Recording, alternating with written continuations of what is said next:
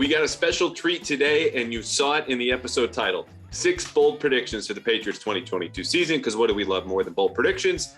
Just about nothing. And at this point in the offseason, look, the draft is behind us. Free agency is months ago.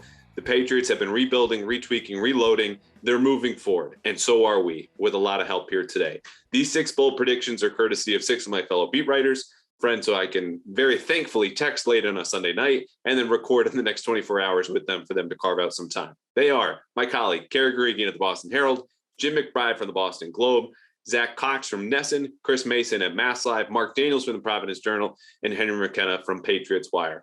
I didn't know any of these predictions, save for Mark, before they came on and unveiled them. I thought they were crazy when they first said them, but each and every one of them kind of convinced me to come around a little bit. Things like why Mac Jones could soar all the way above expectations, how things are going to settle with the play calling. I don't want any spoilers here. And things defensively that went under the radar in 2021, but should surface here in 2022. So stick around for all of them. They were great. I appreciate them taking all of their time. Presently, as this hits your eyes and your ears, if you're watching on YouTube, I'm actually in Europe. So we recorded this before minicamp. If there's any sort of major news that broke, we skipped it, but we covered that in our minicamp episode with Jeff Howe, if you haven't listened to it already. So moments away, 6 bold predictions. In the meantime, I'm going to make the one ask that I've been waiting a good month. I've been good. I've been patient to ask you to take 2 seconds. Give us a rating. Give us a review. Subscribe on iTunes and Spotify, wherever you find your podcast. We are growing here at Pat's Interference. This thing has done much better than we could have hoped and expected and jumped into. Former Patriots players Ted Johnson and Christian Fauria have come on. We've had Tommy Curran. We've had Kevin Clark. Almost everyone of the Patriots beat, and we're going to keep expanding here, and we can do that with your help. So 2 seconds. If you're going to listen to an hour, take an extra 2 seconds, give that 5-star review, and it'll be a huge help. So that's it. 6 bold predictions, hopefully a 5-star review. And here we go, leading off with Zack Cox.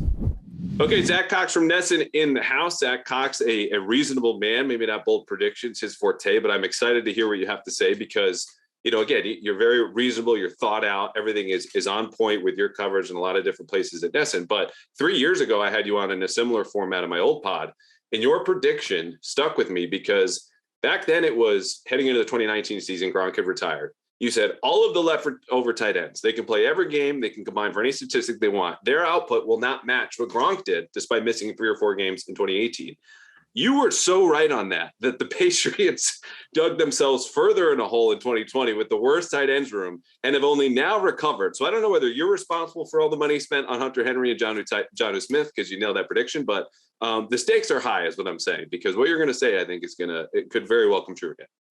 Man, I totally forgot about that prediction, and now I wish I talked about that more. That makes me that makes me look really good. I think I was actually even a little bit too optimistic with those tight ends because I don't think they all combined for a third of Rob Gronkowski's production the year before. But yeah, as you mentioned, they're in a little bit better shape there at the moment, but still plenty of questions about that group for sure. Yeah, and you know what? Let me just run down those tight ends because I think people forget, as we tend to do. I mean, this is pre-pandemic. This is pre-Tom Brady. I don't know which event, Brady leaving or pandemic arriving, was more seismic. But for the Patriots, Brady was throwing to Matt Lacoste, Ben Watson, maybe a year or 2 after he should have retired, and Ryan Izzo. That was about it. Matt Lacoste led the group. He started 8 games. He had 13 catches. Oh, it's actually second to Ben Watson, 17. Neither of them cleared 175 yards. Ryan Izzo had 6 catches for 114 and 1 touchdown. And honestly, that group was significantly better than the one they rolled out the following season, which really tells you where they were in 2020. Yeah, horrible. Dalton Keene, Devin Asiasi. But hey, look, a lot of people tried to start careers in 2020. I don't envy them, and maybe they'll turn it around here in 2022. But something tells me you do not have tight ends on your mind with this bold prediction. I do not have tight ends on my mind, but I do have offense on my mind.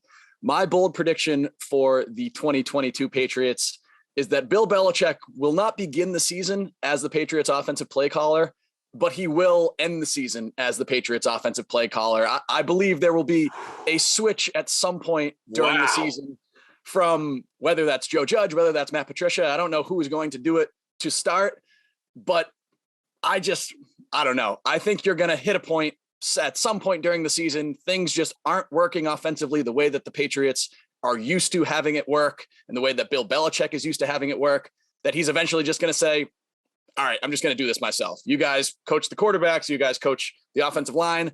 I'm going to call the plays because I at least have some experience doing that in the past, which is not something Joe Judge or Matt Patricia can say. I mean, maybe I'm too low on this current coaching setup, but I have a difficult time envisioning either of those guys taking over and this Patriots offense staying at the level that Bill Belichick expects it to be after all those years with Josh McDaniels.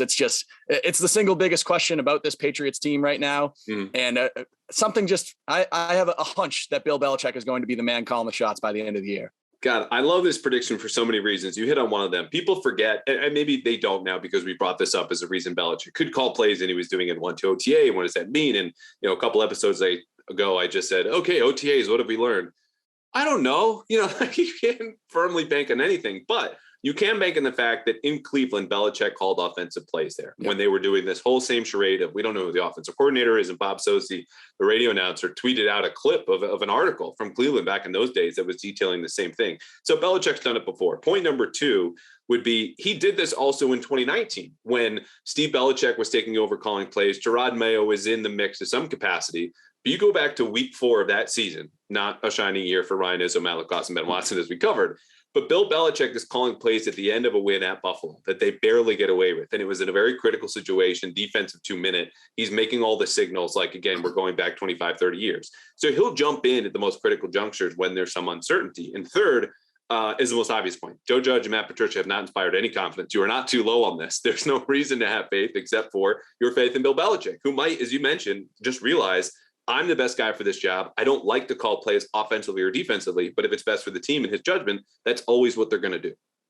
Yeah, I totally agree. I mean, we've talked about it ad nauseum this offseason. We'll continue to talk about it in the weeks and months ahead. But the fact that the Patriots are going into a season, a pivotal season for both the entire franchise as a whole and Mac Jones, their promising second-year quarterback. You've got a quarterback like that going into year 2. And you put a coaching staff around him that does not have a single person who has ever called offensive plays at the NFL level or a single person who has ever coached quarterbacks at the NFL level. And yes, Matt Patricia and Joe Judge both are very experienced coaches. They've both been head coaches. They've both been coordinators for a very long time. They've both been in New England for a very long time. And there is a in Bill we trust aspect of all of this, just because if anybody knows the capabilities of Matt Patricia and Joe Judge, it's Bill Belichick, and he wouldn't put those guys in there if he didn't think that they were the quote unquote best people for the job. But I don't know. I just have a hard time seeing this setup working the way that Bill Belichick wants it to work and believes it's going to work, which is why I keep coming back to this, that if you're asking somebody, who would you have more faith in to call the Patriots offense, Bill Belichick, Joe Judge, or Matt Patricia? I think a lot of people are going to say Bill Belichick in that regard. I think if you're asking a lot of people pretty much anything, who do you have more faith in doing XYZ on a football field than Bill Belichick? Bill Belichick's usually going to be the number one choice for most of those. And this being just such an important, such an important place for this franchise and such an important role in this coaching staff and in this team. I mean, even if Mac Jones looks great this year, if they're not calling the correct plays for him and putting him in the right position to succeed, he's probably not going to succeed. So again, it's just such an important role, and Bill Belichick, I think, could probably do it better than the other candidates here. So I don't know. I think he realizes that at some point this season, and I think he eventually takes over. And here's the thing too, like we can have little faith, or in Belichick's case, a lot of faith in Joe Judge and Matt Patricia to this point. And faith will carry us all the way through August, even through the exhibitions when they're going to play in the preseason, and we'll learn a little bit more. But they're all going to stick to the base offense. Eventually, faith ends when ball meets foot week 1 in the regular season, because there will be a scoreboard every single game, and the missed opportunities they have, you and I are going to be documenting, as well as the ones they season capitalize on. So it could very well work out that Joe Judge and Matt Patricia in some form take over this offense and thrive. But, right now, nobody knows, not even Belichick. So I'm looking at the schedule now, because we played this game, with the quarterbacks last year, right? Cam Newton, Mac Jones. When does Mac Jones take over? Yep. We all said around Houston week 5, or most people did, because it was a soft landing spot. And I think it's a different way to approach the play caller question, right? Because I mentioned the stakes. Belichick is willing to jump in when the stakes are highest and leave his imprint. The bye week, though, is right in the middle of the season. So that's kind of a good time for any sort of seismic change like this. Then you've got the Jets at home, at the Vikings on a short week Thursday night, Bills at Cardinals, Raiders, and then you finish with the Bengals and Dolphins and Bills. any game there or the bye week jump out to you? Or is it even earlier? Because week 5 this year is the Lions followed by the Browns and Bears. That's a soft landing. Maybe Belichick doesn't need it. When does this transition happen, if you had to guess? Bye week is a safe bet there, just because, as you mentioned, it does fall in the middle of the season this year. It was a lot later last year. It was like week 14, I think. Yeah. This year it's back kind of where you want it to be, right in the middle of the year.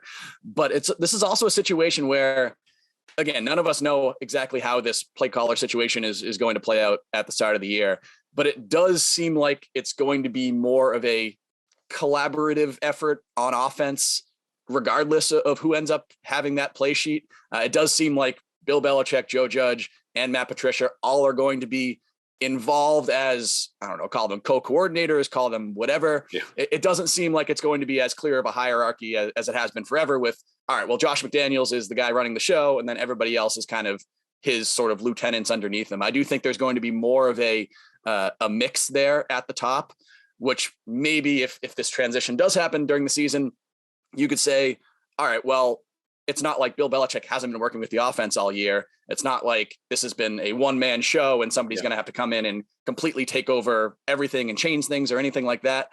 So I think again, if this transition does happen, I think it would be a smoother transition, I guess you could say, than it would be if Bill Belichick took over for Josh McDaniels halfway through last season or something like that, just because I think it's going to be, you're going to have more collaboration in there from the top. But to answer the question though, I mean, mid-season bye, was it a week 9 bye, week 10 bye? Week 10 bye. Week 10 bye. I mean, I think that's a logical projection point if you're predicting this. Yeah, I'm looking, and I think if things do go south, in whatever way, and Belichick won't be reluctant to pull the cord because he wants to do what's best for the team. We've heard it say it time and again, and part of it's to evade questions, and sometimes it's just the truth. But I think that faith in Judge and Patricia is something that will take a while to erode, because they brought them back, gave them offensive titles, leadership positions. They both lift Nick Caley as the longest tenured offensive assistant. I'm going to go after the Thanksgiving game, because that's, we hear all the time, most important football, it's after Thanksgiving. The first game after Thanksgiving is Thursday night at home against the Bills. Yep. That is not only just the best team in your division, that is a defense that has had its clamps on you since Sean McDermott basically took over in 2017. You can go back and look at the numbers, and I cited this all the time last year. Brady had more picks than touchdown passes against him in his last few years against Buffalo. So I think if you're trying to throw them a changeup, Belichick calling plays in what should be your first full week, Thursday to Thursday, at home, prime time, I think that might be the time. I think that's a good one too, especially since that could be, I mean, depending on how the Patriots season is going to that point, that could be getting toward must-win territory against a division team late in the year, early December. I actually like that as a point too. And the point you made as well too about the Bill Belichick's kind of connection to Joe Judge and Matt Patricia. I do think that's going to give either one of them a lot more leeway, so to speak, than maybe another coach in this similar situation has, because Bill Belichick obviously does value both of them as coaches, obviously wants both of them to succeed as coaches, whether it's here or vaulting to another head coaching job somewhere else. So yeah, I definitely think that would give them a little bit more of a longer runway than maybe some other coach would have in a similar situation. So I'm looking at their game 2 weeks after that Bills Thursday nighter at Vegas. Everyone's very excited for a lot of obvious reasons. The latest reason I'm excited about this is now talking about Belichick calling offensive plays. What I would like to see for that game, after 6 days of him denying this is Belichick versus McDaniels, it's not about us, it's about the players, blah, blah, blah, is for him to call offensive and defensive plays. Give me Bill doing what he hates to do on the sideline, but all game, and making this as personal as possible. You couldn't pull this off for a variety of reasons. And you have help in your ears, play caller in either instance, but just give me him going, just flip the same sheet over offense to defense in every single drive and see what he could do. Just give me one game. Oh man, it's the Pedro Serrano moment. He's just like, no, Yes. I'll do it myself. Great reference. I mean, obviously I'm very excited for that game. A lot of us are very excited for that game. It's weird that the joint practices almost kind of temper my excitement for it, because it's not really something that you're going to be building up toward all year now. The first kind of matchup between Belichick and McDaniels, obviously it'll probably get to that point during the year. But the fact that they will all be on a practice field together in August definitely sort of changes my outlook a little bit. But those will be a lot of fun too, out in Vegas in late August. But that'll be fun for sure. I think too is just I'm glad this game is late in the year. Like we don't know how the Raiders going to take shape under Josh McDaniels. So all the inside information he has in the Patriots would be, most pivotal and most critical to whatever matchup is going to play earlier in the year. But once they get tape on him, that advantage kind of wanes as you go later in the year. And I think week 15 is a good spot. We'll get you out on this because Vegas now, of course, stirred my mind of what that road trip is going to look like. And Tommy Kern, I think last month asked for everyone's rankings of the road games. Give me your top 3 road trips you're most excited for. Let's take Vegas off the board. So I'll refresh your memory. We have a Miami, Buffalo, New York, of course, at Pittsburgh, at Green Bay, at Cleveland, Minnesota, and Arizona. I think my number one there just has to be Green Bay. I mean, maybe people who have covered games at Lambeau don't have it as high, but I've always wanted to go to Lambeau. I've always wanted to cover a game in Green Bay. The fact that it only happens once every 8 years with the Patriots. I'm definitely very excited to just kind of experience that whole atmosphere, which from what I've heard is really different than anything else in the NFL. So that would be my number one non-Vegas choice. I've always had a good time in Pittsburgh. I think that's a pretty underrated city, an underrated kind of destination for Patriots fans. It's definitely one that I would definitely recommend folks do if they have the chance, especially because it's not too long of a flight to get over there. And then beyond that, I guess Arizona, just because I haven't been out there. It's one of the stadiums that I haven't checked off my my list at this point. I can't say that I'm excited to be in Minnesota on Thanksgiving night. I think you have PTSD though, too, because I didn't cover that Super Bowl up in Minnesota and stay in the Mall of America for 7 straight days.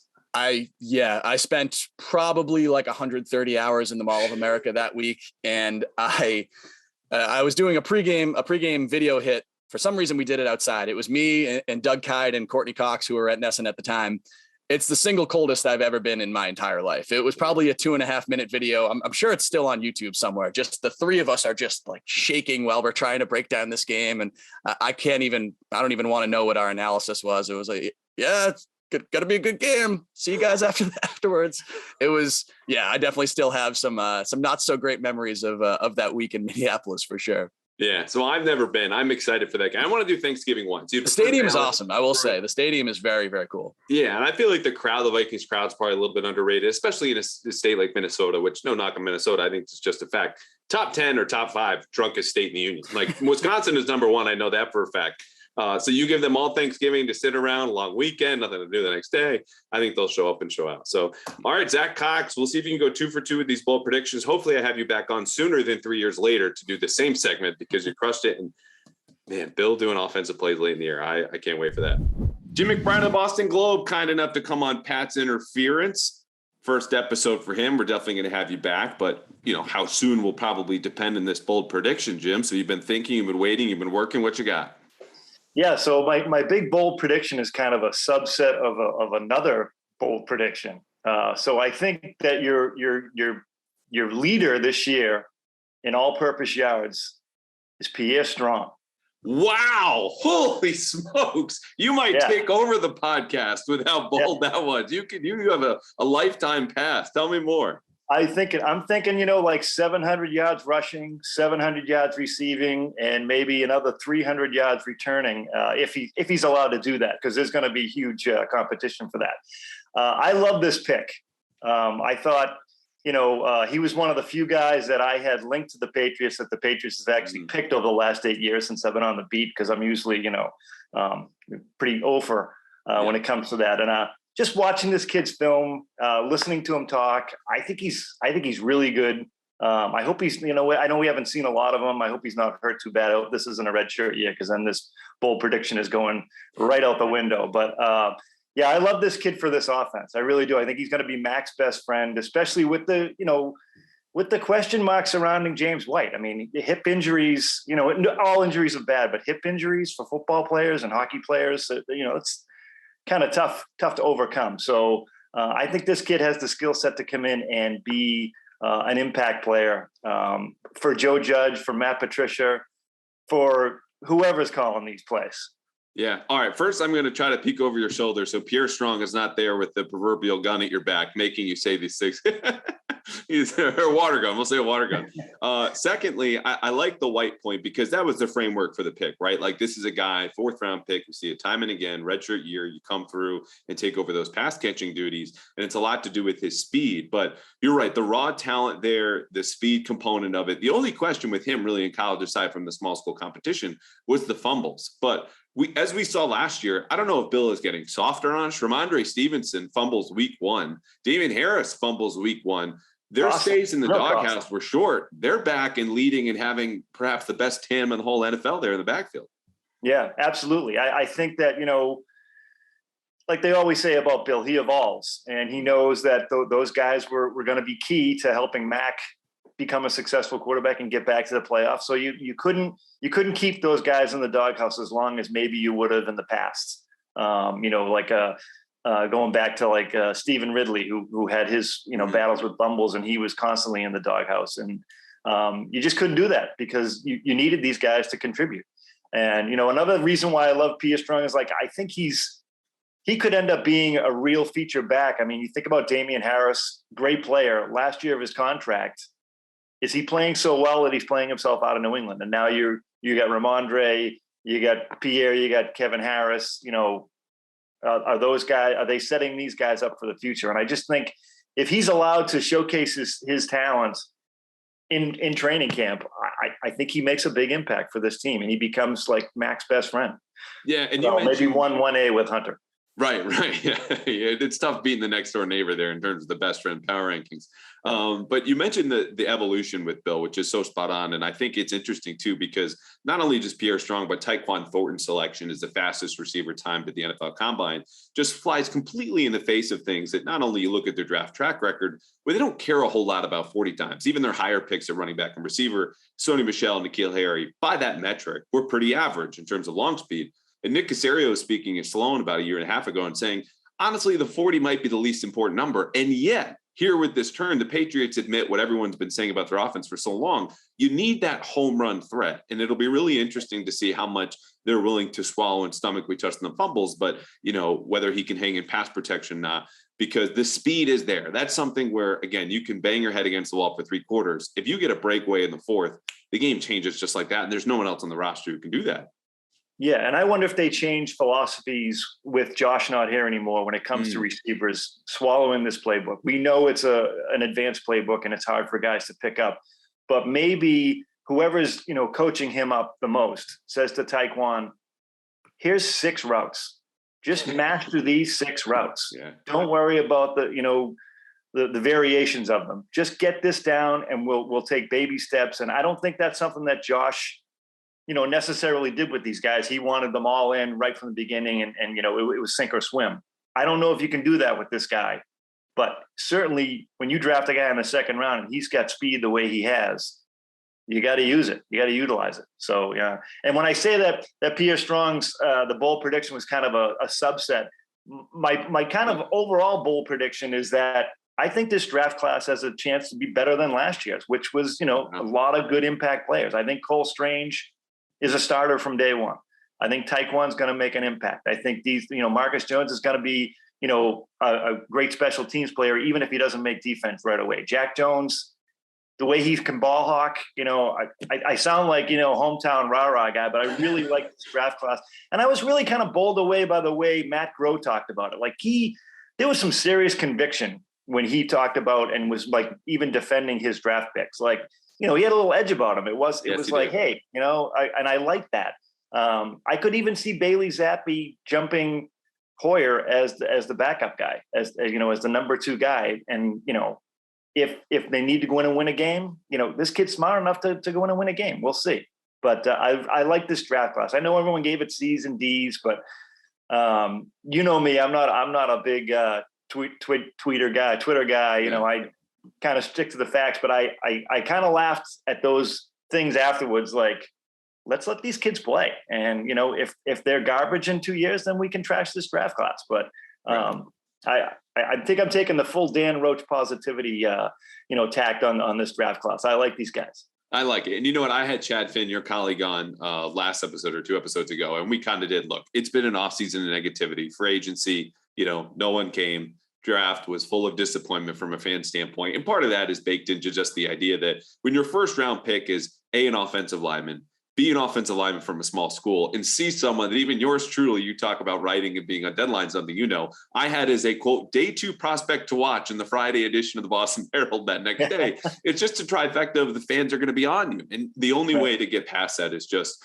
you have to start from day one. And I think you go back to last year's class, I think it's a good framework for this one, because what the Patriots tried to do, and I think succeeded, we can already say this after 1 year, is thread the needle between helping the team now and, of course, building for the future, which is what the draft is for. But when you look at the state of the roster pre-free agency 2021, they had so much work to do, and they filled in their gaps with free agency for the now. And then they still had to obviously want a quarterback. You look at the defensive line, Mac Jones, Christian Barmore, boom, boom. Reminder Stevenson was kind of a cherry on top. The rest of their picks, though, redshirt guys, Cameron McGrone, Joshua Bledsoe, Ronnie Perkins, just sit, watch, learn. We've got enough help now. What do they do? And I think when you look ahead to this class, Cole Strange and Marcus Jones, obvious day 1 candidates, of course, at left guard, and then maybe as a returner or push for some corner snaps. Like there's a chance they thread that needle again. I'm not as bullish on you. And I think Tyquan Thornton might even see a redshirt year just because the veterans ahead of him, unless of course they deal Nelson Aguilar, but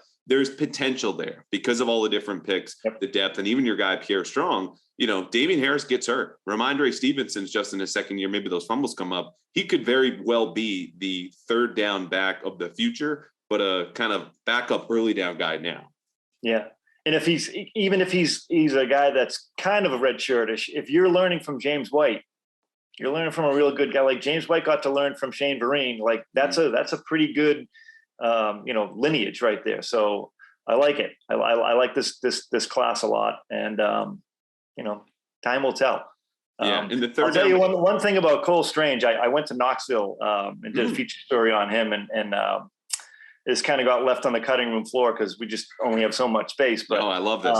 Bring it on. Talk to his coaches in the meeting room at his high school, and man, those guys were really upset at Sean McVay and his reaction to the Patriots selecting him.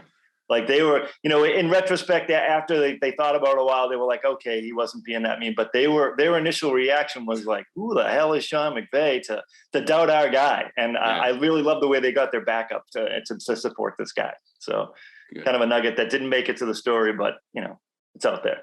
Yeah, that's why we have a podcast. You can come on and give us that extra good stuff. It was a really great story for the folks who haven't read it, because we're all pushing out some versions of the same thing. And I think yours came out maybe a week or two later, but that's where the case where either do it first or do it best. And I think that the detail you had in there getting into travel in Tennessee was just evident for anyone who read the first couple paragraphs of that story. Appreciate that. Yeah. And I think Sean McVay's doing okay. As much as, he might want the approval of those high school coaches in Tennessee, just getting married to his fiance, winning the Super Bowl. But Cole Strange, I mean, as we've seen, could be plug and play right there week 1. And hey, maybe he's blocking for the running back of the future there. One last note, we always leave out Danny Woodhead in this turn down conversation, right? It's because he wasn't drafted like Shane Vereen, James White. He was pre-Shane Vereen there, 2010, 2011, a little bit later. Danny Woodhead misses the cut at the U.S. Open. You play golf. Are you going to be covering the Open? Anything coming up here for you, taking some time off in June? Yeah, actually, much like you, where you wore 2 hats this spring, where you were covering the Celtics for a while, I will be covering golf, actually starting tomorrow. I'm going up to the Canadian Open to get some storylines out of that for the U.S. Open, and then I'll be in Brookline all week next week. Really looking forward to it. Haven't covered PGA Tour events. I haven't covered golf since I covered high school golf for the Globe. It's gonna be a little different, Jim. Years ago. Yeah. So it should be interesting. Maybe some time off early July. But should be fun. If you want to follow along for the golf coverage, be kind. Definitely do. Yeah, Karen will be there. I'm gonna be overseas traveling, but I'm gonna, I think at 3 a.m. turn over, pull up the phone, see how everything's going on back home, because there's just gonna be so much good content when you got a tournament like that. And I tell people this surprises a lot, especially the occasions I get to speak to classes. The most fun I've ever had in the job, I've been to a Super Bowl, multiple Rose Bowls, was the U.S. Women's Open in 2015. I'm working for a small town paper in Pennsylvania, because you just spend the 4 or 5 days walking the course. It's beautiful weather, venue, everything, and you're just so close. Like there's nothing that beats that kind of access, because then the storytelling gets so much better. And I didn't know anything about women's golf until 6 months before that. You do your research, like you're traveling to the Canadian Open, and we record this year on Tuesday, June 7th. It'll be out, a week later, but it's just, you can't beat that. The venue, the competition, everything up front, just a relaxed atmosphere. And then you get to Sunday and it's like, here we go. So yeah, follow Jim for the golf coverage. Of course, all the Patriots, any major scoops, you're going to have them from Jim McScoops over at the Globe. I appreciate you taking the time with predictions like that. I'm telling you, I joked at the beginning, you're going to come back very soon. All right. Absolutely. Thanks for having me in. Anytime.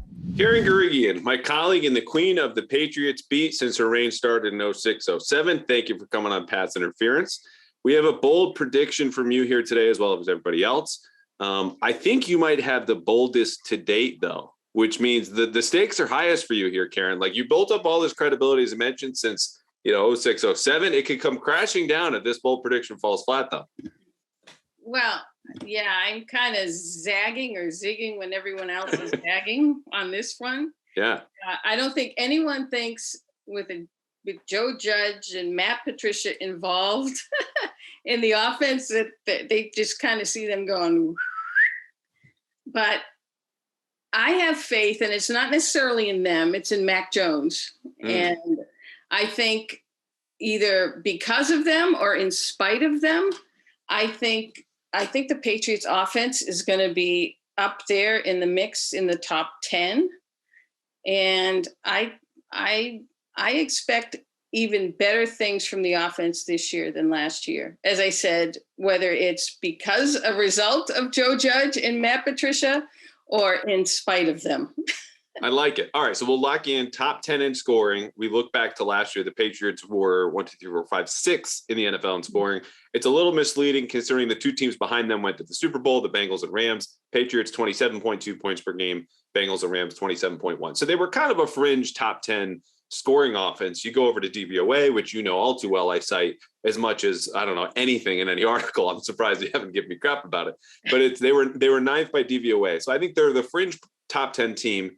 Obviously, everyone's talking about the AFC got better, mostly with the weapons. So teams like the Colts should take a jump, a team that finished 10th last year in scoring. You go a little bit further down, the Titans could make that leap. The Ravens can't be, any more hurt than they were a year ago. And of course, the Raiders, who are just below average, that's a team that could go in the top 10. But you feel good about the Patriots hanging with them?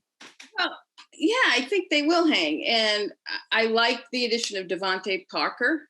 And I think he's going to open up quite a bit for the offense. It's too early for me to say whether Tyquan Thornton will have any impact yet, or if he even gets on the field. But I just think with another year with Kendrick Bourne, another year with Nelson Aguilar, if he's still here, another year with the tight ends, I'm actually expecting more from Jonnu Smith too. I'm in that club where I think year 2, he won't be a complete zero. And so they somehow managed 27 points a game last year. And I think Mac is going to get better. I think they're going to present different challenges for defenses with the additions they have, and they're still going to run the ball like crazy. I like it. Now, I think the argument against this is kind of what I hit on earlier, right? The AFC is too loaded. They can't keep up. And we'll go into the positive side in a second. But I think the second argument you would make against this, you listed running backs, receivers, and tight ends.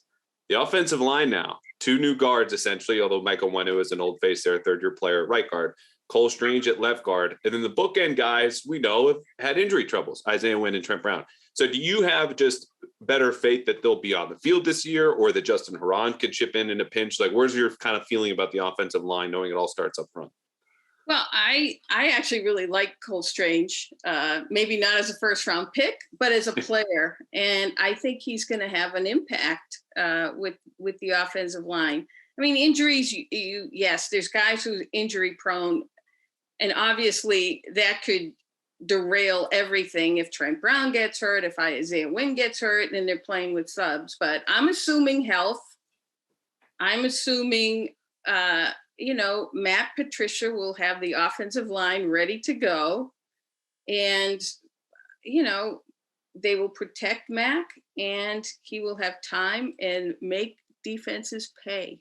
I like it. The other part about that too is, I mentioned Cole Strange question mark, Mike on one and less so. If a lot of it is health, there's a universe in which this just goes right. And I think you could still pencil in 3 or 4 missed games, Trent Brown and or Isaiah Wynn. Justin Huron, I think, is a fine swing tackle. On the interior, if you just have one rookie, that's a lot easier to help and plug one hole, right, versus multiple. And when have everyone around him is at least a third-year veteran or older, looking at David Andrews, Brown, Wynn, and Onwenu, like that's easier to help if he needs it. And if he doesn't, you're looking at not only just a big offensive line, particularly on the right side with Onwenu and Trent Brown, they're very mobile. So you've kind of unlocked, like we talk about all this different scheme stuff, passing the ball and running the ball. You can do anything you want with those guys up front, given their experience, their versatility, and athleticism, especially with Cole Strange aboard. Yeah, and I think the Patriots are actually kind of going to get up on the times a little bit and be a little more creative offensively. It's because of the personnel that they have. I mean, Kendrick Bourne kind of leaked it out a little bit that there's going to be some changes, and he's going to be a big part of those changes. And I think that, utilizing him or, doing a lot more things, that the Rams do or the 49ers do with their offense, coming a little bit up more with the times. I think you have the personnel to be able to do that. Yeah, Shanahan style, which we've seen a little bit here with some bootlegs going. I haven't seen Mac Jones run 6 bootlegs all of last year combined, and we're seeing him in one OTA. And I don't think Mac Jones gets enough credit for how mobile he can be. And I'm not saying he's a running quarterback by any stretch of the imagination, but I think you can roll him out. I think you can do some of these play action type things and option type of passes and things. And they have so many people now who can, beyond Mac, who could throw the football. Not that not that you want people throwing the football beyond Mac, but they have so many versatile players, even with the rookies, who have experience doing a little bit of everything. So if you put it all, I mean, if Joe Judge can actually be creative in incorporating the parts that he has, I think this offense can be pretty darn good. Yeah. So you're saying no Bailey Zappi, Mac Jones, Wildcat going on in terms of multiple passers at the same time? No, you're not in favor of any of that? Okay. No. Okay. All right. Well, I like it. And the last point I'd say, because again, I think the arguments against this are obvious. There's a reason your prediction is bold, is because most people don't expect this to happen. I think the Patriots will just generally, and I've said this before, have an easier time having a plan B, right? When they fell behind against Buffalo and you're putting it all in this rookie quarterback with limited weapons. If Kendrick Bourne missed a game, Nelson Aguilar, or Jacoby Myers, they're in real trouble. When you add Devontae Parker, it's not only like a good piece, but if he misses a game, you still got 3 or 4 receivers in the mix. And if Jonnu Smith can step up a tight end, you have other ways, other places to go with the ball. Whereas last year it was very easy to identify. They're going to be under center, multiple backs more than almost anybody else. When they go 3 wide, it's going to be somewhere over the middle because you just don't trust Mac Jones making those deep out kind of throws or deep over the middle. Yeah. And I agree with all that. But I also, again, I'm basing a lot of this on Mac Jones. Yeah. And he's taken the time during the offseason, obviously, to shed some of his baby fat, body fat. And he looks meaner, and he promises he's going to put on more muscle and bulk. I think, and, he's been working, throwing the ball in all kinds of conditions. I think he was affected by the fact that in the Buffalo game, in that horrendous windstorm, they only let him throw the ball 3 times. Yep. I think that's somewhere in his psyche that, I'm going to be able to throw the ball. We don't have to run the ball 100 times in bad conditions. So again, I like what he's shown. I like what the game he's talking about. And I think, as I said, regardless of who is in his ear or whatever, I just think he's going to improve. I like it. All right, I'll get you out on this. Can I get you to go top 7 in scoring? Or are we going to stay in top 10? We'll stay top 10. Okay. Smart answer. I think. Only outrageous to a point. Yeah, this is true. That's why you're a vet. You stuck around for long. Carrie Green from the Boston Herald. I will probably call or text you very soon once the spot is over, but I appreciate you taking the time. Sounds good. Thanks, Andrew. Chris number 69 of the MassLive sports staff, Chris Mason, Patriots beat reporter. Some say the bad luck for the Patriots since you took over. What is their official record since you started on the beat? Oh, man. It's 500. It might be a little under 500. We're going to have to check the archives. But yeah, when I started in 2019, they were 8-0 and they went 4-5 the rest of the way there. And then 2020 and 2021. So the first game was that Sunday night game against the Ravens, right? Yeah, at Baltimore. Yeah. So some people equate it Tom Brady's decline. Obviously, that wasn't true. Some people say the pandemic, bad drafts, but I think we have you here to blame. I'm happy to shoulder that blame. You are what your record says you are, right? Yeah, I like it. All right. So you have a specific bold prediction. I'm told I don't know exactly what you're going to say, but I think this is going to run contrary to a lot of what we heard. So what you got? By the end of the season, running back 1, RB1 is Ramondre Stevenson. I love it. Tell me why. I think you hear a lot about the year 2 jump in the offense, and wide receivers talk about it. Everyone talks about it. Like Ramondre was really impressive as a rookie. So what's to say he doesn't take another step forward this year too? Mm-hmm. He not only made the roster right off the bat, he didn't get redshirted like Damian Harris did, but he was in Bill Belichick's doghouse right off the bat.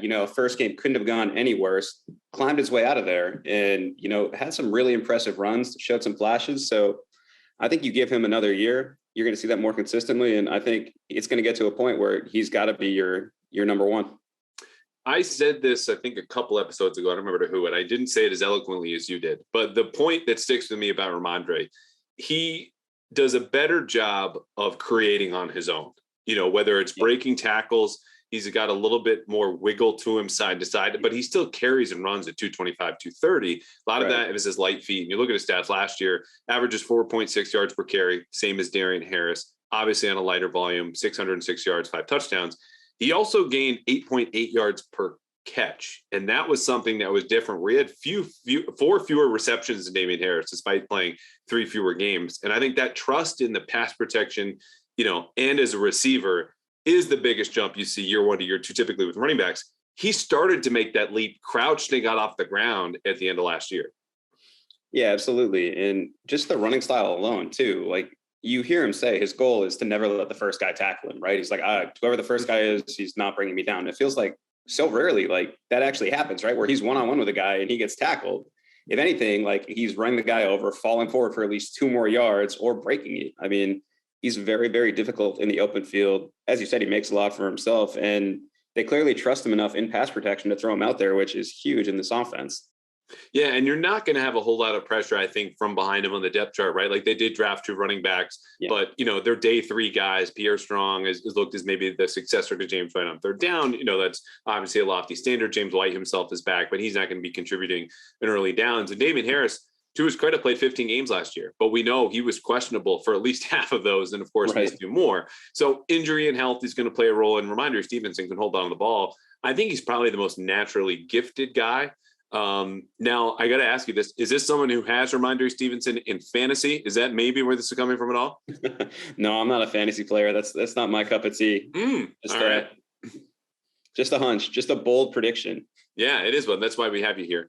It's interesting too, because we look at Damian Harris' second year in 2020. I mean, I remember even talking to people, within the team. We're like, all right, is he gonna play? Is he any good? And they're like, we honestly don't know. And I think that's something we always have to keep in mind, particularly in June, is just there's so much uncertainty with these guys. But for Ramondre Stevenson, even in a small sample, again, just 133 carries, to show what he did, the strength of that sample is really positive for him moving forward, where I think you're right. I mean, with Damian Harris in a contract year, the way they're going to trust him, like, do you think he just wins this outright? Is this factoring in Damian Harris's health injuries, or are they looking ahead with a contract? Like, where do you think he takes over and why? I don't think it'll be right out of camp. I think this is going to be something that happens gradually as the season goes on. And I think, you're just going to, it's more of a commentary on Ramondre than Damian here, where I think at this point, you kind of know what Damian is, right? And it's a really good quality running back, but I think Ramondre's ceiling is even higher. And that I think as the season wears on, the more that he shows up and the more that he impresses, I think he's going to make it impossible not to give him the first series, give him more carries, give him basically just keep feeding him. What I like too about these guys is they're very physical runners, also in blitz pickup. There was some hit or miss there, but some strides from Damian Harris. And again, that's the hardest part about playing running back. I remember asking Bill Belichick about that my first presser with Bill, and they had just drafted Sony Michel. And I was like, okay, let's go. Good, straightforward football question. No room for getting dunked on. I said, what's the hardest part of playing running back as a rookie stepping into a system? And he just looks and glares at me going, who the are you? And it was like, pass protection. And there was just like a subtle next, ready going on. But the answer sticks with you because I think it shows up time and again. We said this, Damian Harris, James White, Shane Vereen, all essentially took redshirt years, and that was why. So, for Ramondre, I think this is a long way of saying they could open up that old, pony offensive package where you're going 21 personnel, but instead of a running back and fullback, you've got 2 running backs out there. And that used to be James White and Rex Burkhead. Why? Obviously, they were the better pass catchers on the roster, but it left something to be desired from a blocking standpoint. And I'm not saying you solve your fullback problem if they have one, which obviously it looks like they're not going to go with one, by having Damian Harris or Ramondre Stevenson go that way. But if both of them continue to take strides as receivers, you could still run the ball from what should be personnel wise, a running set that it becomes a passing grouping for the Patriots, and now finds a little bit more balance because these are big, hulking, physical dudes. Exactly. And it's, you just kind of articulated it, but if you add like Ramondre to that set with a James White, then you have 2 very different backs that you trust in both. And like, you're just even more versatile. And, how often do you hear them talk about that versatility, the more you can do, the more you can do. And like, out of that set, you'd be able to do a whole lot. Yeah. And it's interesting too, because I think, you're not asking Ramondre Stevenson to play fullback, in 6 games or even on 60 snaps. But when you get close to the goal line and so many of those red zone trips are going to decide games, not only just in the division, which we've seen obviously with Buffalo the last couple of years in Miami, but late in the season against Arizona or Las Vegas, those late season games, scoring and introducing a wrinkle like that, particularly with a staff in Las Vegas, it's going to know you so well, could be a touchdown that decides a game that decides you're standing within the playoffs or whether you make it in or out, which isn't to put all of this on a second-year running back and Ramondre Stevenson, but he kind of encapsulates what you're talking about, a lot of versatility. We'll get you out on this because I talked to Mark Daniels about, I call him, quote, dad of the year so far. You are new dog owner, co-dog owner. Your versatility is increasing, although you grew up with dogs. How's the new pup? She's good, man. Got her on a 4-mile walk this morning, so she's all tuckered out. She's passed out right over there. Yeah, it's a good setup. She's been good. You need to go 2 days with her. Like she's still pretty young, right? Oh yeah, absolutely 2 days. She's a husky too, so they're pretty rambunctious, a lot of energy. So you gotta tucker them out. Early walk, late walk, get it done. Yeah, well, she's a husky, so she's a good girl, as all UConn grads will attest to. Oh no. You had to know that was the reason I was asking. Killy. Shout out Killy. But we'll have you back, not just to talk Killy, but obviously the Patriots just kind of wraps up our offseason here. But I'm really glad you took the time to come on, man. You got it. Thanks for having me, buddy. Mark Daniels of the Providence Journal is here. Mark has been everywhere this offseason, covering, of course, the Patriots, but also Providence basketball. You got to go on the team plane. You were in Chicago. Now you're back. You're dad of the year so far as I can tell on Instagram. There we go. Thanks for making some time here, bud. Yeah, man. Just, trying to be versatile, right? The more you can do, really trying to be dad of the year, though. That's the goal. It's the goal every year. Well, I think you've got, this is speaking of somebody who doesn't have kids, but you've got, your son is 3 or 4?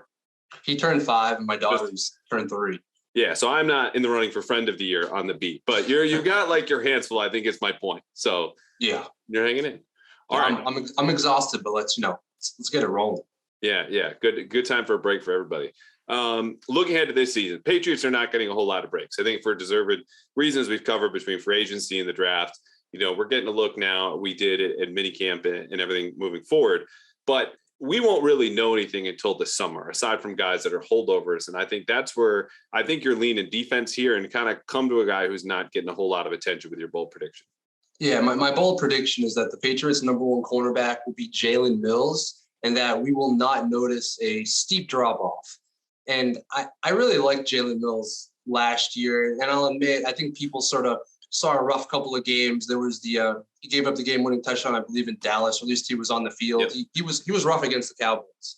However, I have the stats here, so I'm going to look over my shoulder, but the last 9 games, he was legit. So let's break it down. The first 7 games, Jalen Mills allowed 62% of the passes his way to be completed. It was 16-26 for 251 yards, 4 touchdowns, for a 133.1 passer rating. That's not good, right? So the first 7 games, people were like, we don't want to see Jalen Mills on the field. However, as the Pats started switched to more zone, we saw Jalen Mills, I would say, improve a lot. So first 7 games, 62%, completion percentage on him. In the last 9 games, he gave up passes on 33.3% of the balls thrown his way. The last 9 games, opposing quarterbacks were 7-21 for 72 yards with 2 touchdowns, and Jalen Mills had 4 pass breakups. He was legit in the last 9 games when they played more zone. And I think when you think about the Pats secondary, and especially the issues they had in Buffalo, he wasn't on the field. The Pats didn't have Jalen Mills. They didn't have Jonathan Jones. And frankly, as we saw, their depth was horrible, and they couldn't replace those guys. But I thought Jalen Mills was really rock solid. And I think the stats that I kept last year kind of showed that over the last 9 games, he was quietly locked down. So I look at this cornerback group now and I say, all right, Malcolm Butler, probably everyone's sort of favorite or personal favorite who they want to be the number 1. You have Terrence Mitchell, a guy who has a lot of experience. You have a rookie in Jack Jones. No, man, I think we're all overlooking Jalen Mills. He's back from a year in the system. He was good over the last half of the season. I'm telling you right now, number 1 cornerback on the Patriots, it's not who we think it'll be. It'll be Jalen Mills. And I think he's going to play well because I think, as we know, they'll play more zone. They'll be faster up front. And I think he'll be good. I think he'll be solid. I feel confident in this take. I think you hit the nail on the head there inadvertently talk about the Buffalo game, right? Because we go back in time now 4 or 5 months. Yeah. The idea was no Patriots fan should have felt good going into Buffalo. Like I was openly advocating for, you want to go to Cincinnati and have to beat them 2 out of 3 rather than go to Buffalo, and that plays out. But the reason that anyone might have had confidence was the idea, fingers crossed we get Jalen Mills back, which imagine saying that at the start of the season for the reasons you outlined. They're man heavy. He's playing a position that I could tell you they did not plan on having him there full time. He's just a Band-Aid until Stephon Gilmore gets back. Gilmore never comes back. Well, stuck. You're stuck at corner. Start 16 games, 7 pass deflections, no interceptions, but he had 47 tackles and was generally very sure as a tackler. And I like it because of the reason you mentioned too, is just the zone. Like he's making progress in an area that helps. You're not asking him to be one-on-one. And I remember talking to him last year. He talked about just defending the deep ball, like not biting on double moves, to the point Bill is shouting him during that Carolina game from the sideline. Like, here comes a double move. And sure enough, DJ Moore is trying to roast him up the sideline. If he, like the rest of this defense, and you're right on this, just keeps things in front of them, I think that's the key to unlocking whatever potential they have this season.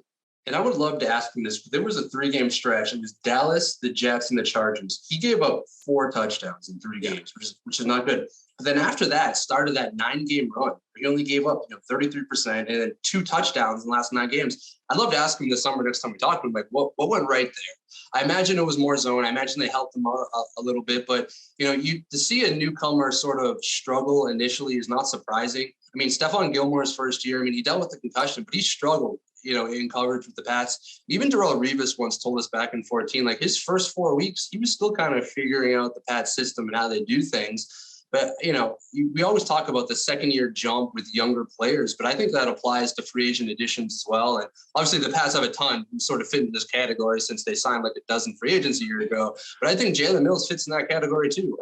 A second year in the system, I think we'll see a more complete and a more consistent Jalen Mills going forward. He's also someone you could just count on. I mentioned he played 16 out of 17 games last year. He's going to be healthy. Like, this is a guy who's not dealt with a whole lot of injuries throughout his career, late round pick, worked where he is. And that's a player who was, again, very volatile in Philly.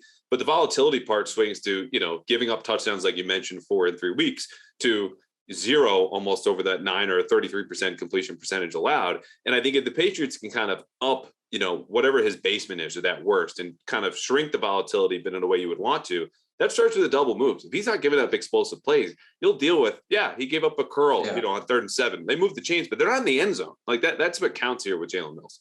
Yeah, it's interesting too to think about. They lose J.C. Jackson, and all of us are like screaming, trade for a corner, draft a corner in round 1, and it doesn't happen. And you go back and look like, all right, Terrence Mitchell and Malcolm Butler, really, let's be honest, kind of scrap heap type guys, and then Jack Jones, Marcus Jones, 3rd, 4th round. I wonder if they are more confident in, their depth chart than we are. And it really, this offseason reminded me of 2015. In 2014, obviously the Pats win the Super Bowl, but that year they lost their top 3 starting cornerbacks in Darrelle Revis, Brandon Browner, and Kyle Arrington. And their big free agent additions were like Terrell Brown, this guy named like Chimity Chekwa. They didn't draft anyone. So everyone's like, what's going on with this group? And it turned out they really liked Malcolm Butler. They really liked Logan Ryan. And, eventually, actually, Terrell Brown actually started too, but he got injured. But Yeah, it was guys like Butler and Ryan who really stepped up for the pass, guys we didn't know about. So, yeah, I think it'll be Jalen Mills. But I also wonder, too, about some of the younger guys on the roster. And I'm not talking about Juwan Williams, but maybe Sean Wade. We see something more from him, because this offseason sort of gave me that 2015 vibes where it's like there's an obvious pressing need based on the player they lost. Why aren't they doing more? And maybe they just have more confidence than, the outside does. Yeah, and sometimes they're right with that, and sometimes they're wrong. We saw that with kind of quarterback and tight end in 2020, right? Cam Newton's here, Devin Asiasi, Dalton Keene, obviously big misses. They fixed that by going to free agency. And I think with corners, you hit it on there too, where Joan Williams, swing and a miss in 2019, Duke Dawson, 2018 before him, never plays it down for the Patriots. So they did address it with Marcus Jones and Jack Jones, players that I think it's safe to say they like better than most. But if they're either more confident in their free agents or those rookies, and one of them hits, they're in a much better position here, assuming Jalen Mills is a constant. But going back to Jalen Mills real quick, this refreshed my memory just reading his stat line that he didn't have an interception last year. Does that worry you at all, understanding teams were kind of throwing at him versus J.C. Jackson last year? Yeah, I think we look at, I have a total here. It's like 6 touchdowns allowed, 7 pass breakups, no interceptions. That's not great. Yeah. So that's why it's a hot take, right? That Jalen Mills is going to be a number 1 corner. But maybe he'll get some balls thrown his way. Come on, Tua, Zach Wilson. There are some not so great quarterbacks on the roster, and I sort of believe that when they play the Browns, it will not be a starting caliber quarterback. Maybe it's Baker Mayfield. When they play Cleveland this year. So, I think the lack of interceptions is certainly a concern for one of your top cornerbacks. But I have faith. I have faith in my man, Jalen Mills, that he's going to surpass expectations. And I might be biased, too, because he's good to the media and he's great to talk. So I think those guys, it's really easy to root for. Like Kendrick Bourne, I hope he goes off for 1,000 yards this year. My bold prediction was all pro Hall of Fame Kendrick Bourne. There we go. Like give me him. And it was like Devin McCourty was always easy to root for because he was great with the media. But I hope Jalen Mills falls in line. It would go a long way. So the pass goes zone, they're quicker, but like you can't have a bunch of sort of lame ducks out there in your secondary because it's not going to work against Josh Allen. And they have a really tough schedule too. When you think about the receivers and cornerbacks, Vontae Adams, Jamar Chase, they're locked and loaded. So they're going to have to be ready. But my scorching hot take this time, man, Jalen Mills, cornerback number 1, bring it on. I like it. All right, we'll get you out on this data of the year so far. What are the plans for the summer? You guys going anywhere far? We are going on a cruise. It could go fantastic with me and my wife and my 2 kids. Or it could be horrible, but we're leaving from Boston, going to Bermuda, 7 days total. We have a room with no windows, which strategically I think will make my kids sleep more. But it'll be interesting. We've never done anything like this, so it's a sort of a Hail Mary play for us. Yeah, I like it. And if there's daycare on the ship, that's time for mom and dad to get away, but also not be too far. You don't need to drive anywhere. You go somewhere fun. And hopefully no one listening to this is on that cruise, because then we just opened you up to nonstop Patriots questions as you're sipping on a daiquiri trying to keep kids at arm's length. But all right, appreciate you coming on, man. And we'll chat soon, all right? Yeah, sounds good. Henry McKenna, regional editor at USA Today. Your Twitter page says USA Today SMG. Give me the acronym for SMG. Sports Media Group. Sports Media Group. Of course, you're at Patriots Wire, have been for a long time. Before that, at forthewinandboston.com. Henry, I appreciate you coming on. Honestly, when I was thinking of a bold prediction pod, you were among the first people I thought of, because you are not afraid to let it fly. That goes for Bill Belichick press conferences. It goes for just casual conversation when we're at or before or after practice. And so I know you're bringing the heat today. Yeah. What's the fun in sports and friendly competition if you don't apply it to your takes? The takes should be competitive. So that's what I'm here for. Yeah, you're here for the sizzle. All right. And you got a big name in mind. Tell us about your bold prediction. Yeah. So mine is that Mac Jones is going to finish in the top 5 for yards per attempt this season. Yeah. I wanted to circle Mac Jones. I wanted to think about how we might see him grow, how we'll see the offense grow in 2022, and what the Patriots' plans are for him. I think this prediction sort of encapsulates what I think happens with Mac Jones and what they've built in New England this offseason to try and help him get to that place. I don't think Mac Jones is going to be, that prolific of a passer. I don't think suddenly he's a 40 touchdown guy. I don't think he's a 5,000 yards passing guy. But I do think they're going to utilize his deep ball touch, which was there at times. It was just like the specific routes and connections that he had. We saw him use it he loves that floater up the sideline to guys like Jacoby Myers, and even to James White. We saw it a lot in training camp, but then James White got hurt. And we saw some more comfort attacking the deep middle with Kendrick Bourne. So what do the Patriots do? They go out and they get Devontae Parker. They go out and they trade up to draft the fastest receiver at the NFL Combine, Tyquan Thornton. And then they also, maybe they'll hold on to Nelson Aguilar. They'll figure out how to use him a little better. Maybe they make better use of Jonnu Smith, a guy who's a yards after catch, but that still helps his yards still helps Mac Jones's yards per attempt. So I think we've got this group of Moneyball type skill players. There's no wide receiver one, there's no tight end one, but there's a lot of talent that can catch passes, and most of them are good at stretching the field, or it's even better, I'd say, a better unit at stretching the field. So last season we saw Mac Jones at 14th in the league in terms of yards per attempt at 7.3. That was right there actually with with Patrick Mahomes and Tom Brady. We'll see him sort of leap up into that 8 yards per attempt with this supporting cast kind of meshing around him a little bit better.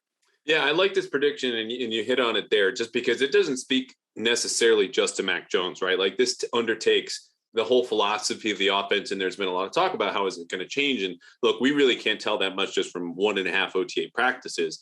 And there's been some honestly conflicting quotes about, is it a new system? Is it just new terminology? The bottom line is there is change. And I think part of that change will be to mold now fully around Mac Jones' skill set, because this is his first offseason as you're the guy. And we've heard Bill Belichick talk about everything we did when Tom Brady was here was built around him and his skill set. And you mentioned that deep ball touch. He was the best deep ball thrower statistically coming out of the draft. I don't think anyone would say he had the arm strength for it, but I think this offense could stand to be a little bit more high risk, high reward, because like you mentioned, the money ball aspect of their skill positions, none of them are home runs. You're going to have to force that a little bit downfield and understand that, look, if you get picked off 40 yards downfield, that's a lot lower cost to pay than 10 yards down the field. So even if there's a lower chance of getting a completion, let alone a touchdown, it's just an arm punt if you get picked down there. And I think if you have Nelson Aguilar, who I won't cite the stat that I've cited all offseason, just rebounds a little bit, and Devontae Parker stays healthy, your deep passing game doesn't need a whole lot of philosophical change or Mac Jones to take a leap. All of these small increments really should add up. Absolutely. And you and I have sort of gone back and forth a little bit on whether Nelson Aguilar will actually be on this team next year. Mm-hmm. In my mind, he's a really easy way for them to free up salary cap space, give him if there's a taker out there, and I suspect there would be come September-ish at roster cuts, maybe they deal him away because maybe they think Tyquan Thornton has the ability to give them what they need in that sort of outside speed man role. But if Thornton's not quite there yet and they're not ready to give up on Aguilar, what you said is really spot on, which is like, it doesn't have to be a massive difference. A few more deep balls that actually go into Nelson Aguilar's hands and he catches them. That makes a difference for these stats with Mac Jones. And yeah, I mean, look at I think the other thing that we haven't really talked about, which is a product of passing game, is running game. For the Patriots, the way that the run game sets up their pass game is going to be almost exactly the same next year. I think it'll be very similar, but we'll see. I don't think Damian Harris is going to be all that different of a player, but Ramondre Stevenson could be an evolved player next year. We could even see Pierre Strong taking some touches. I don't know what that would look like, but he's a guy who is, again, we talked about speed with Tyquan Thornton. Well, Pierre Strong, fastest running back at the Combine. Much discussed following the draft was how fast these new skill players are. But well, let's stop on Thornton for a second, because you had a good piece about him. And I think that, part of that piece illuminated that he was supposed to go higher than everyone. He gets taken in the second round. Everyone's freaking out more than they were after Cole Strange. But the shortcut, forget my small increments about Parker and Aguilar and Mac. The shortcut for Mac Jones getting into the top 5 yards per attempt is Tyquan Thornton starts week 1 and doesn't let go of that job and makes Nelson Aguilar expendable, because you just can't fake 4.28 speed. I'm not saying it's going to happen, But I'll ask you, what's your level of confidence that Tyquan Thornton becomes the exception of all this history of bad Patriots draft picks at receiver? Yeah, that is.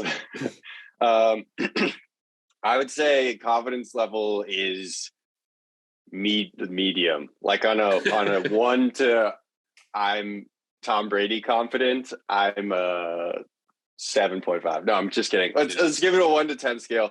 I give him like, this isn't a hot take, but this is like, I'll give him a 5. I think you like a mild salsa, or is this a medium take? That's a great question. Yes, this is like, I'm going like medium salsa, and I'm not talking about like East Coast Tostitos salsa. I'm talking, let's go get some homemade salsa out in the American West, where there's some real heat. But anyway, the Tyquan Thornton development, I think there's a few things in his way. You talked about the historical jumps that receivers have to make and that we've seen them fail to make year again. N'Keal Harry most recently. Everybody's like shouting through their screen about him probably, or through their headphones. I think Thornton has a lot of the same difficulties that historically we've seen receivers face, even if the terminology is different, even if the system is a little different. We're still looking at, a largely similar Patriots team. That's what makes them good every year, is they don't really change that much. And so he's got those problems. But the other things that are unique to him, well, the weight thing. Okay, so how much has the NFL game evolved to the point where lighter guys like Devontae Smith can actually make an impact? And so I think it's different now. And Bill Belichick basically said the same thing in a press conference, what was it, a week ago, where he was asked about how the team scouts players differently according to league trends. And he says, every year we have to change our evaluation, right, of these things. So how important is weight? Well, 5 years ago, maybe it was hugely important. And now it's maybe changing because we're seeing lighter players on the football field. And so a guy like Thornton might be more usable against a lighter defensive back unit, sort of league-wide. Thornton was really interesting, and Zack Cox noted this immediately after. He's the lightest receiver. He is has the smallest wrist, the smallest hands, the slowest 3-cone time. Like, it wasn't just, hey, we changed our prototypes a little bit, now he fits in to this expanded range or shifted range one way or another. He's the ultimate outlier in all these different positions. And I think in order to overcome something like weight, the easiest analogy would be quarterbacks, right? Oh, short quarterbacks can play now. Drew Brees did it at 6 feet. Russell Wilson's 5'10". Kyler Murray's barely 5'9". But you need elite skills around that to, offset the deficiencies for quarterbacks seeing over the line. Are you mobile? Are you incredibly accurate within 10 yards of the line of scrimmage? For Tyquan Thornton, he's very good catching the ball away from his body. He's got a good enough kind of skill set getting off of the line. His release package is a little bit more advanced. But how is he going to be at the top of his routes? Is he physical enough to hold up against kind of the hand grabbing and fighting that goes on? And that's where I think stuff we'll need to watch for in training camp. Mini camp was great here as we go into June, and then in July. It's just going to take some time because you need to prove that over and over again for him to crack that receiver rotation. And it's not a knock on him if they don't. I think ideally the Patriots go, we'd rather have a good Nelson Aguilar and Devontae Parker because we know what that looks like than relying on a rookie. But for what you're talking about, this offense really changing, forget the seam stuff. They've never had a player like this. And if he shows up and shows out, even down the stretch as he kind of plays catch up, Tyquan Thornton's a game changer.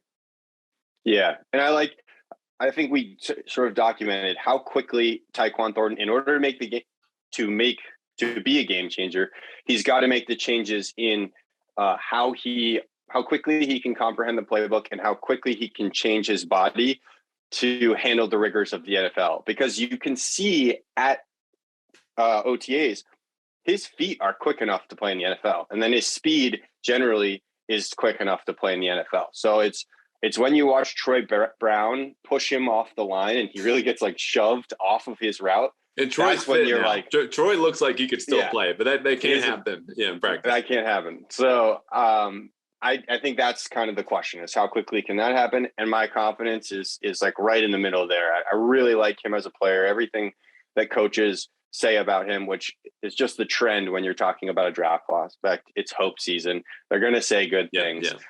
But I like what I heard about Tyquan Thornton, and a lot of NFL teams did. According to a source, I know that there are 5 teams interested in Thornton in the second round. So we'll see. I think what's most likely is that we see Aguilar and Parker.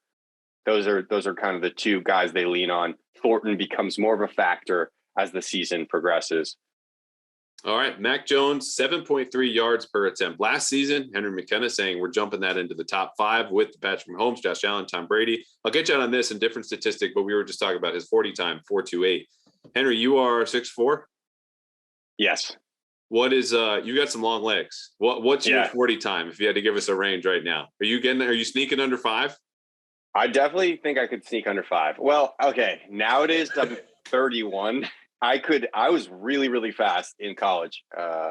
And nowadays I think I might blow out a hamstring. But all right, what's really, really fast though? Because everyone was great at pickup hoops sometimes in their life, and sometimes they mean second grade in my case. Sometimes they mean high school when it kind of counts, and college when it counts more. Okay, so this is going to be embarrassing because the East Coast crowd won't really get it, but I was a Division I ultimate Frisbee player. So I was playing with like elite athletes in the Frisbee world, which is way more popular out west. Colorado is when you were doing that, right? Yeah, I went to Colorado College, and we competed with like Texas, University of Colorado, University of British Columbia, all the big schools that are really good at football. A lot of them are good at ultimate Frisbee. So yeah, I was the fastest guy on my team then. We never did times of 40-yard dashes, but I don't know. I would guess I was like in the 4.7 range, maybe. Wow. I was speedy. I'll tell you, I ran in the best shape of my life maybe 3-4 years ago, trained as if I was going at the combine because I was covering Penn State at the time. And the guy I worked with was like, we're going to do combine specific workouts. You could still find these on like bodybuilding.com or wherever you pulled them out. My bench went up 30 pounds. Like this was a good 6 to 8 weeks of training. He pulls the hammy, being a few years older than me, but also 6'4", long strides. My best 40 time as like average speed guy was 5'2". Mm-hmm. So if you sneak under 5, man, you're doing okay. Let's just say I'll sneak under 5. Let's erase the fact that I said I was 4'7". I don't know. You'd have to talk to my Frisbee teammates and see if what was doable. 4'7" means you're beating like almost half of the Patriots roster. Like all the linemen are off there. Then you're competing with like Juwan Bentley, maybe there at that point, just for frame of reference for the folks at home, because a lot of people will say, I'll sneak under 5. You know, it's that nice even number. Offensive linemen run 5. I can do that. No. Offensive linemen are still elite athletes. They're super fast. Don't get me wrong. I know that. Cool. All right. Henry McKenna, regional editor at USA Today Sports Media Group, Patriots Wired. So you can find him. Thanks for taking the time, man. Yeah. Thank you, Andrew.